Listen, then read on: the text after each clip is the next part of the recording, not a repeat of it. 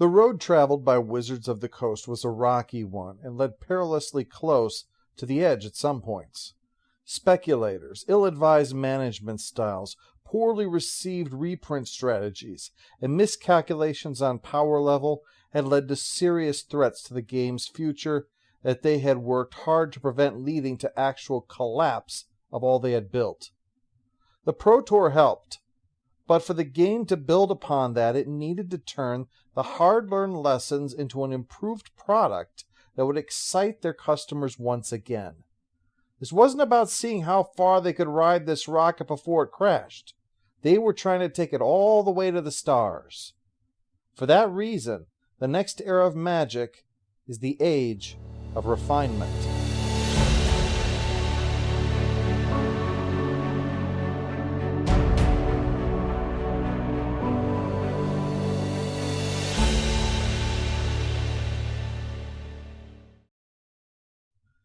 There was an 8-month period between the release of Homelands and the next set, the longest in Magic's entire history.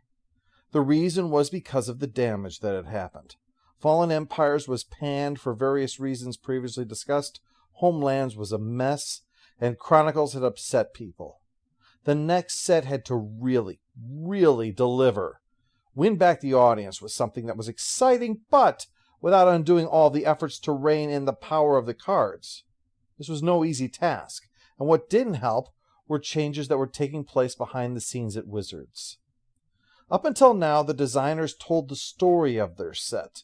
The reason that Homelands was shunted off to the plane of Olgratha, they had written their story unaware of other developments in Dominaria's history and didn't know it would be completely incompatible until far too late in the process to do anything about it.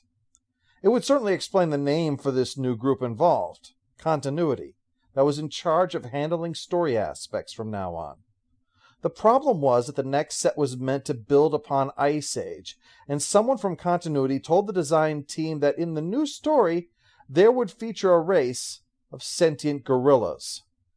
Keep in mind that the Ice Age team had effectively invented Dominaria's history, and you can understand why they were outraged at both having their work thrown away on Alliance's storyline, but to also have it thrown out for something that was as stupid as this.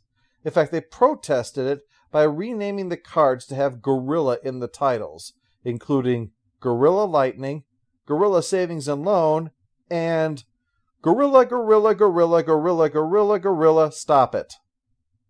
In the end, a sort of peace emerged. The gorillas were significantly reduced in the set, and work could continue on trying to make the set great. This demanded an all-hands-on-deck approach.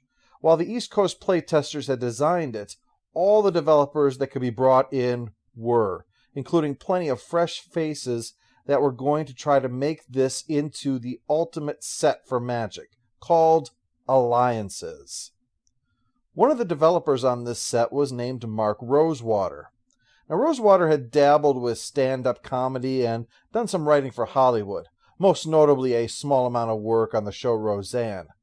But he became obsessed with Magic while working his side job at a comic shop, where he actually encountered the game for the first time. Rosewater became heavily invested.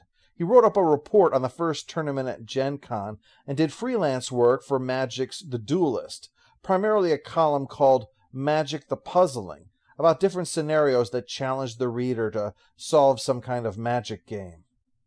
While at Wizards, someone was playing around with their email system to see how few of characters they would need to be able in order to send an email to someone.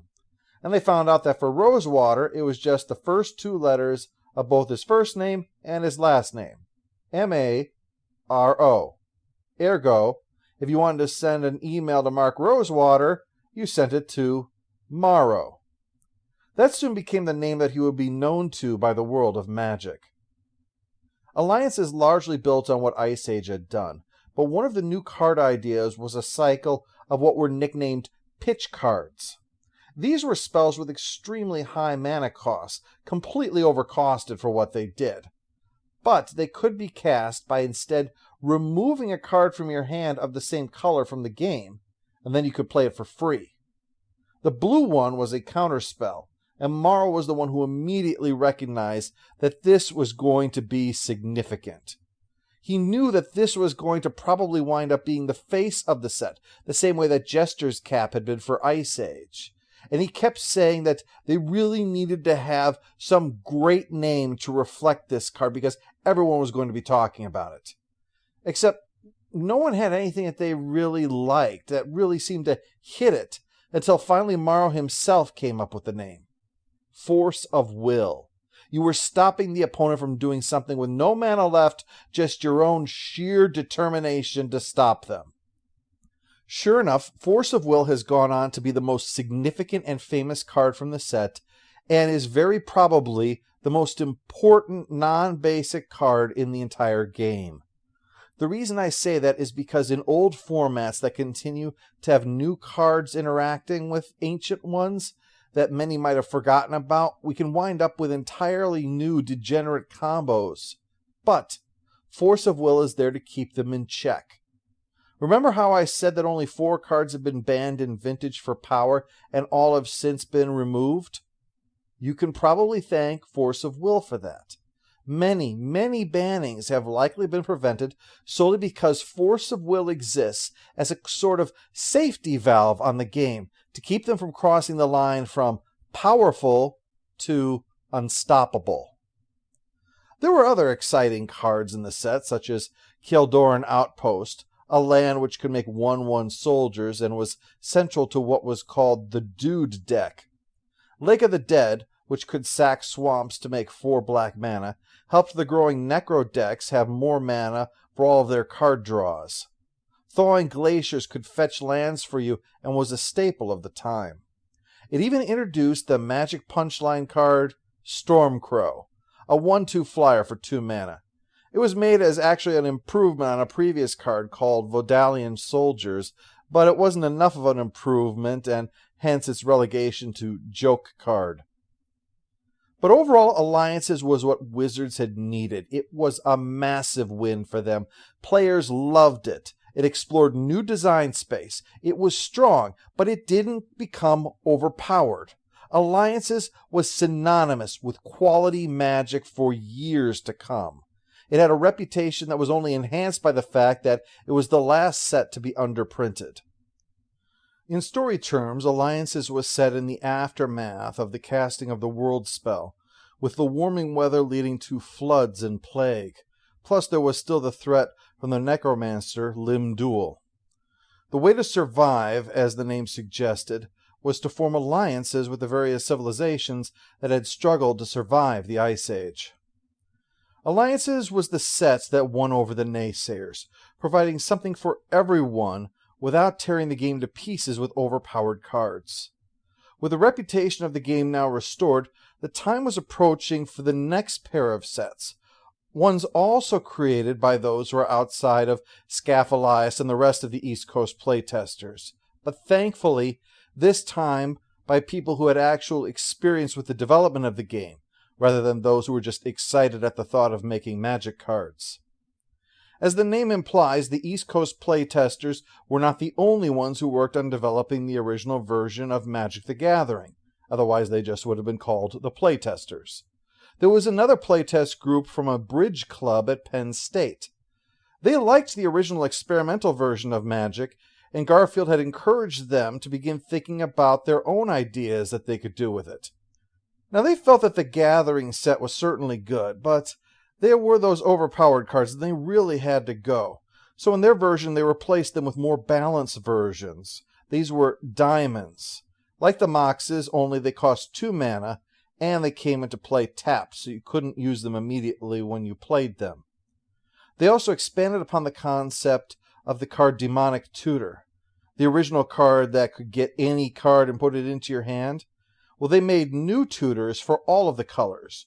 Green could find a creature, white an artifact or enchantment, blue an instant, interrupt, or sorcery. Red could find any number of goblins, and black could find any card at all, except they had to pay 2 life for the privilege. The difference with these tutors was that you couldn't use the card right away. You placed the card on top of your library for the next time that you could draw it.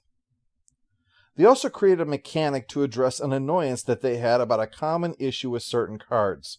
Creatures that cost 3 mana, but were only 2/2, and so were pretty useless. To protest it, they even included a card called Horrible Hordes, which was a 2/2 for 3 mana, but by now someone must have gotten the point that it was given an ability to not be quite so terrible. But to make 3 mana for a 2/2 balance, they created a mechanic called flanking, which essentially said that if a creature they were being blocked by didn't have flanking, it now had 1 less power and toughness, giving the flanker the advantage. They also conceived of the idea of a card basically only being there every other turn called phasing, a representation of the idea that time manipulation was at work, and created to address the problem of sealed deck play. The set that they gradually created was called the Menagerie, and it spent years being refined and expanded until the time came to actually turn it into a set, a standalone one much like Ice Age was. Again, think in terms of the game reinventing itself annually. By the time they were done, Menagerie was just too big, and they didn't want to cut cards. Now, this wasn't a case of not killing your darlings, as might be inferred, but rather because the set had set out to explore the area that Garfield had originally intended. The reason that the Power 9 were allowed, remember, was because most players wouldn't have access to cards in those quantities. They'd only have a small amount. Now, that didn't turn out to be the case, but realization dawned that you could artificially create that situation by opening a certain amount of product and playing only with that, with basic lands added to be able to actually play everything. Now, Sealed Deck, as I said, was a thing that tried to explore that space, but it just really didn't work out too well. Well, the Menagerie was made to make that work well. You could not only play this the normal way of taking the cards and incorporating them into your existing decks, but you could also crack some open, make a quick deck, and just start playing. Limited is the name that describes this form of play overall, and it is an important and vital part of Magic to this day. To avoid losing any of the potential then, Menagerie was split into 2 sets, one big one like Ice Age, and then a small one like Alliances. The large one would come out in October and was called Mirage, and the smaller the following February called Visions. Essentially, they were like Ice Age and Alliances, only without the interruption between their releases. The decision was made to explore some new areas of Dominaria, too. When originally conceived, Menagerie was presumed to be a general fantasy setting the same way that the original set had been. Traditional knights and castles and woods and woodland creatures and the like. Now, that was the typical direction they might have gone with, but this time they decided to move away from that and set it on the supercontinent of Jumara, which was African-inspired rather than European fantasy-inspired. Now, credit for this decision has often been given to Sue Ann Harkey, who was the art director at the time, and was responsible for finding a piece of art called The Green Man that was so well liked it was purchased for Mirage, and wound up being on the card named after one of Magic's developers, Morrow. Ironically, she and the actual Morrow would often clash because of her changes to Mirage's art, most notably on a card that was meant to be a crowd of squirrels watching from the jungle, but you could only see their eyes. Well, she allowed the artist to draw one of them and turn them into cats, which infuriated him. "Well, there are no squirrels in Africa," she told him. "There are no dragons either," he exclaimed, "because this isn't Africa, it's Jumara." In the end, the card had to make cats instead of squirrels. But it was not Sue Ann Harkey behind the African setting. Even she found it odd when it was suggested that she was responsible for it. No, that was actually Pete Venters, one of the artists who was placed in charge of continuity. Having done a continuity pass on Homelands, Venters fully transitioned into this role while working on a coffee table book called Encyclopedia Dominia. Remember that at the time, what is now called the multiverse was referred to as Dominia, all the different worlds of magic. but this was likely changed to avoid confusing it with the similarly named world of Dominaria. Intended to provide plenty of background information on the worlds of magic, such as several references to Rabia, the world seen in Arabian Nights. But eventually the project was shelved and other concerns were coming to light about the way the story of the game was playing out. Acclaim's comics told stories of the current events, but they were making up things to fill in gaps from the limited information of the cards that they had to work with. Harper Prism was producing books. In fact, they produced a total of 12 books, but they were largely inspired by, rather than adaptations of the existing storylines. Plus, they were controversial because of an early marketing issue, where cards were available exclusively for those who would buy a novel. Suffice to say, the Story of Magic was a hodgepodge, and it was decided, with both Armada and Harper Prism no longer producing works for them, that the newly created continuity department would be in charge of creating a single unified story that would exist both in the cards and any further adaptations. It would be the job of him and his team to build the process for art descriptions, card naming, flavor text, and fleshing out the world of Dominaria. Venture's decision to use a setting inspired by Africa was a good move considering the moment that Magic was currently in. Not to continually rag on homelands, but it was a cloud that was hanging over the game, and fell far more into the classic European fantasy style than Ice Age or Alliances had, since they were far more focused upon the snow and thaw theme. With a more solid approach to Magic under the hood, a long development timeline to ensure everything worked well, and a promise of a whole new way to play Magic, taking this into a bold new direction in terms of its setting and art made the old and busted versus new hotness aspect of it all the more apparent. This is no doubt why Sue Ann Harkey is mistakenly given credit, because as someone who wasn't coming from this fantasy world, she was able to work with the specs from continuity and the growing pool of artists to reconsider what would traditionally be the representation of those things. Fallen Ascari, for instance, is not what one would normally think of as a knight, and yet it certainly fits as one in this realization. The story of Mirage begins with the planeswalker Teferi, who has mysteriously disappeared. 3 mages, Mangara, Jolrael, and Kervik, came to investigate what happened to him, but in the end, they wind up going to war with one another in what would become known as the Mirage Wars.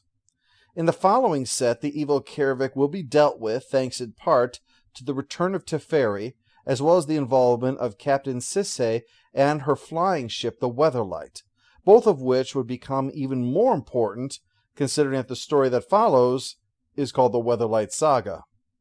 In keeping with the Age of Refinement, Wizards was working on settling Magic into a routine. As you can no doubt see, sets were coming out in all sorts of odd times, with no idea of when the next one would be or where it was going to go. Those initial scrambling days had kept things alive, certainly, but sustainment needed a sense of consistency. Mirage, more than Ice Age, was made for a new concept that would be part of the game for decades to come, and was called the block format. The block format took the concept of Magic reinventing itself on an annual basis and did so in terms of the card sets that would come out. Mirage would be the base set, with visions and expansion of that set, and another later on that we'll get to in the following part. You could then play with those 3 sets together without any other cards. It could be self-contained. Wizards so embraced this that Ice Age Alliances and Homelands were soon retroactively considered to be the Ice Age block, although the incompatibility with Homelands in terms of both setting and mechanics led to a change to that down the line. But this all necessitated growing the team of designers and developers, which included Bill Rose, the head designer for Menagerie, as well as those who were interested and showed ability.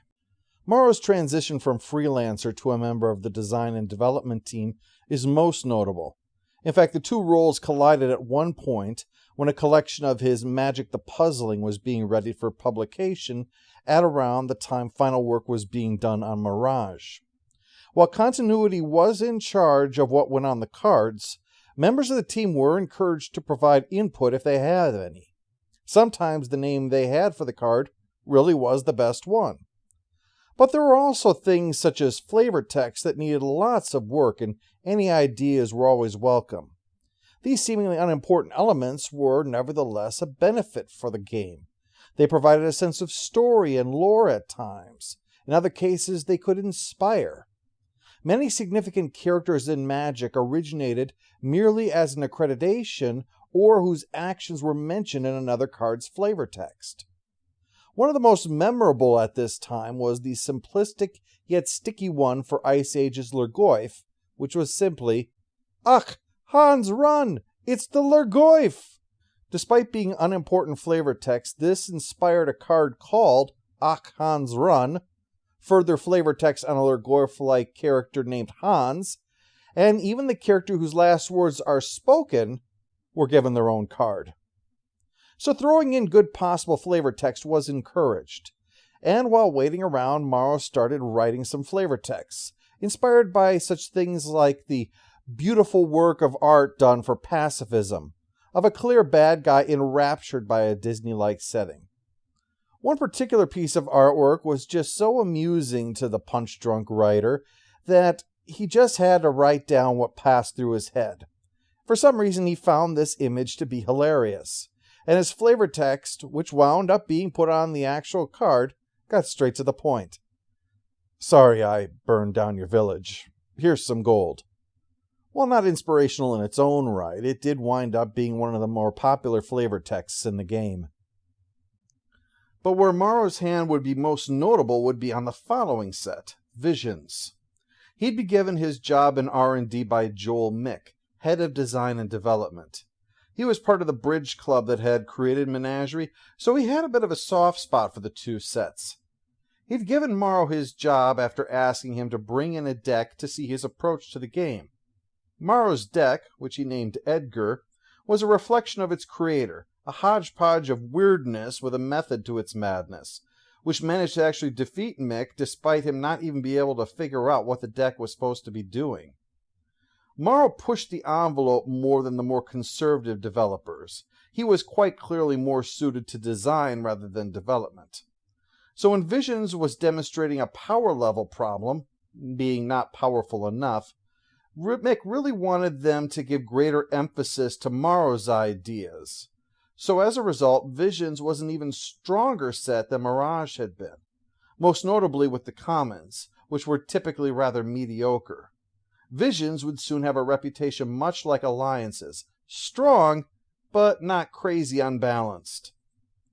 During this time, Wizards realized that it was important to open the game up to more people, but the problem was the game was challenging. With every core set, the rules were being revised to address the growing mess of counterintuitive situations that were emerging. In fact, to address a common problem with timing issues in mana, anything that made mana was now called a mana source, and had its own timing rules, starting with Mirage. This was particularly relevant now because, in addition to trying to fix the Moxes with diamonds, they attempted to create a fixed version of Black Lotus. This was also a diamond, actually, Lion's Eye Diamond, but it was very much like Black Lotus. It cost 0 mana, and it gave you 3 mana when you tapped and sacrificed it. But there was a special cost that came with it. You had to discard your hand in order to do it. This is why the timing rules are very, very important. When the card was created, this whole mana source thing meant that you could not cast a card in your hand using the Lion's Eye Diamond. You would have to discard your whole hand in order to be able to use that. Thus, you wouldn't have it in your hand to actually be able to cast. And you can't cast it quickly and then tap your mana. It doesn't work that way. Unfortunately, this still didn't solve their problem. When they finally did get it straightened out, mana sources went away. One side effect of this was that the boon card Dark Ritual is the only card that is printed with 3 different card types depending on the printing. One is as an interrupt, one is as a mana source, and one is as an instant. Unfortunately, Lion's Eye Diamond then proved a problem. This solved almost every issue they had, but this was a weird outlier. See, under the new system that's going to come along, you cast the spell before you actually pay for it, meaning it's out of your hand, meaning that once the rules change came along, you can now use Lion's Eye Diamond to pay for a spell that you're casting from your hand, which is not how it was made to work. So that was changed so that rather than happening instantaneously, getting the mana instantly, it happened instead at instant speed, which means that it doesn't happen right away. If you're scratching your head at the statement that things that are instant don't happen instantly or instantaneously, well, now you understand why the rules were an obstacle. If this is how it is after it's fixed, imagine what it was like before they fixed it. So yes, with the rules being as complicated as they were, it wasn't just a matter of convincing people to try it. They'd try it, be confused by too much complexity, and not want to continue. No, what they needed was some kind of an introductory product, something to be created for the beginner, and it was called Portal. Portal cards weren't legal in regular Magic play at this time, meaning established players had no interest in exploring this product, but it did have a noticeable impact on the game behind the scenes. When Bill Rose was working on Portal, he conceived of a creature that did something upon entering play, essentially bundling a traditional ability of a sorcery or an instant with a creature in order to get a 2-for-1 deal, such as the card that he made for Portal called Man o' War, which, when it entered the battlefield, activated the same ability that was seen on the card Unsummon, send another creature back to its owner's hand. He liked this so much that not only was Man o' War put into Visions, but several other cards were made as well, although not all made it. The most notable would be Necrotal, which was bundled with creature killing, and Uktabi Orangutan, which was bundled with artifact destroying. This ability was so potent and went down so well that it has remained a staple part of the game ever since. Mirage and Visions also came together in a way that nobody had seen coming. It wasn't because of any common theme or mechanics or rules, yet it was so perfect that there was a rumor going around that it was done deliberately. What it was the first true combo deck. Now, combos had existed before, the first being Channel Fireball. You use Channel to turn life into mana that you use to then power a massive fireball to kill your opponent. But this wasn't just a combo, this was a combo deck. You had to assemble all the pieces in order to make it work. The three most vital cards for this were Cadaverous Bloom, which lets you remove cards in your hand from the game to turn them into green or black mana. Squandered Resources, which lets you sacrifice land to also get green or black mana. And Prosperity, which caused both players to draw a number of cards depending on how much mana you put into it. Thus, once you were ready for your combo to go off, you would then start exiling cards and sacrificing lands to cast a huge Prosperity, drawing a bunch of cards which you could toss for more mana and cast an even bigger Prosperity, until you had enough for a massive drain life that would kill your opponent in one blast. Prosperous Bloom, as it was called, was such a perfect engine, players were convinced the designers had actually built the deck themselves and then scattered the pieces, waiting for the players to find it.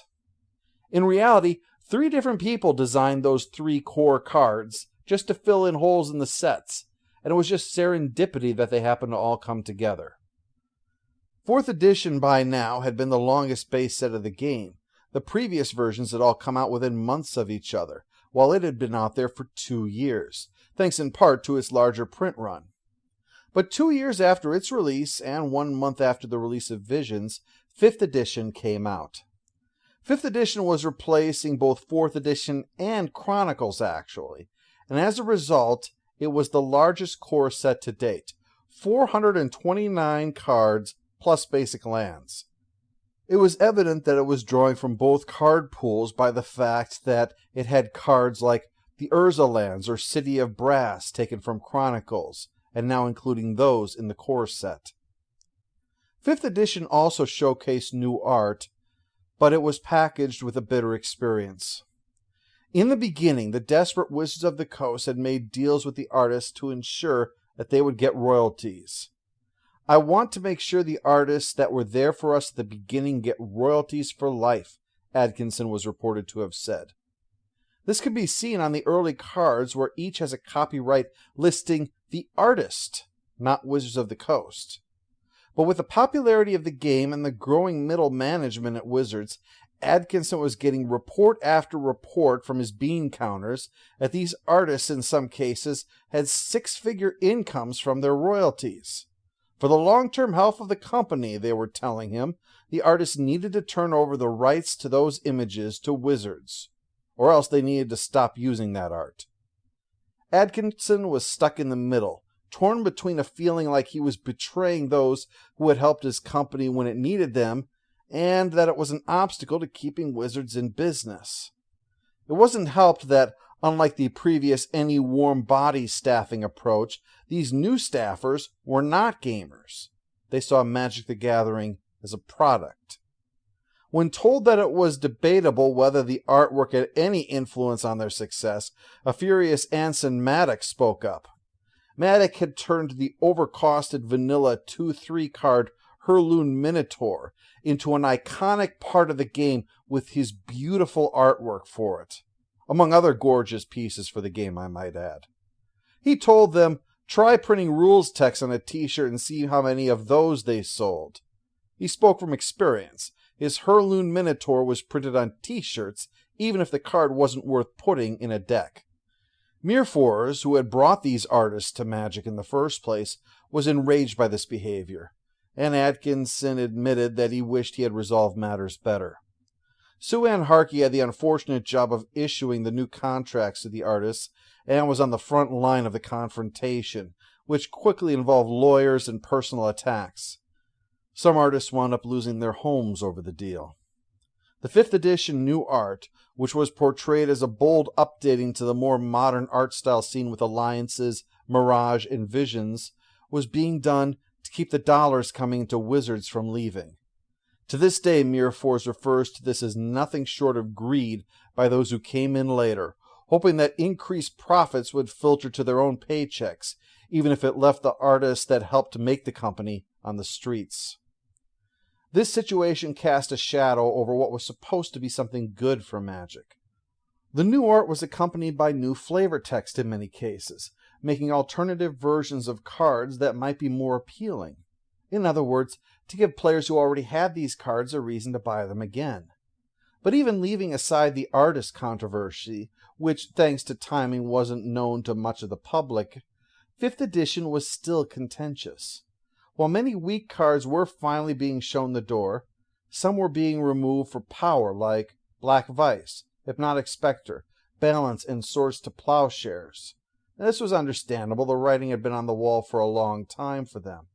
But what was truly surprising was to see 3 of the classic creatures of the game leave: Serra Angel, Sengir Vampire, and Mahamati Jinn. They were above what was considered the power level of creatures now, and yet Shivan Dragon remained. And inexplicably, one of the newly added cards in the set was none other than Necropotence, ensuring the card would still be in the game long after Ice Age left Standard. The set would also keep Wrath of God, considered by some to be uncharacteristic of white at the time, and also kept Armageddon, which warped the format to make high-cost cards effectively unplayable. 5th edition was considered a mess. It was too bloated, didn't fix enough existing problems, and tampered with things that shouldn't have been tampered with. In an era when the game was flying high, 5th edition was the lone disappointment. The other sets were giving you new and interesting things. 5th edition was taking fun classics away. The danger of refinement is things can come to feel a little too processed.